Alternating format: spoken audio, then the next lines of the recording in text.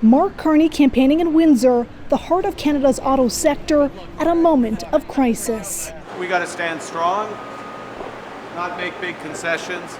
Carney started the day promising support for the auto sector, a $2 billion fund for the industry, and a pledge to create a more independent auto sector in Canada. What we need to do is build more. But just hours later, Carney's campaign pledge is eclipsed. Thank you very much. By Donald Trump's latest blow in his tariff war. It goes into effect April 2nd. Carney came out with an impromptu response. And this is a direct attack on the very workers that I stood in front of, uniform workers I stood in front of this morning at the Ambassador Bridge. The Liberal leader, who has said he would only speak to the U.S. president when he showed Canada respect, says he's ready to talk now. Given the action that he's taken, I'm sure that it will happen soon.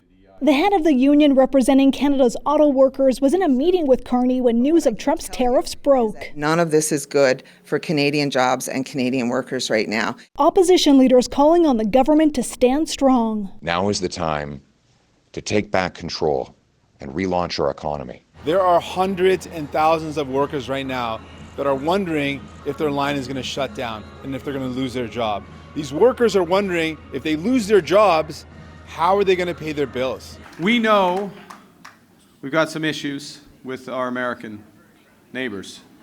No longer friends, no longer friends. I know. I'm going to come back to that. After the news hit, Carney went straight to a rally in Kitchener. So he escalated his attacks, and that's what these tariffs are. They are attacks on Canada, but they are attacks on our workers. Carney says he's called a meeting of his Canada-U.S. Cabinet Committee and immediately changed his travel plans. He was supposed to be in Quebec City tonight, but instead will be heading back to Ottawa to deal with this crisis and figure out how to respond. Ashley Burke, CBC News, Kitchener, Ontario. Ontario's premier is enthusiastically backing a Canadian response to Trump's tariffs. Doug Ford says he has asked Carney for a premier's meeting next week to take a Team Canada approach. I had an opportunity to speak to the Prime Minister, and I'm in full support of preparing retaliatory tariffs, tariff for tariff, but we want to see what he's going to do on April the 2nd. Ontario is Canada's auto industry hub. Ford says retaliatory tariffs are a necessary response. Chief Political Correspondent Rosemary Barton joins us now. So, Rosie, how are Trump's tariff updates landing in the Carney campaign?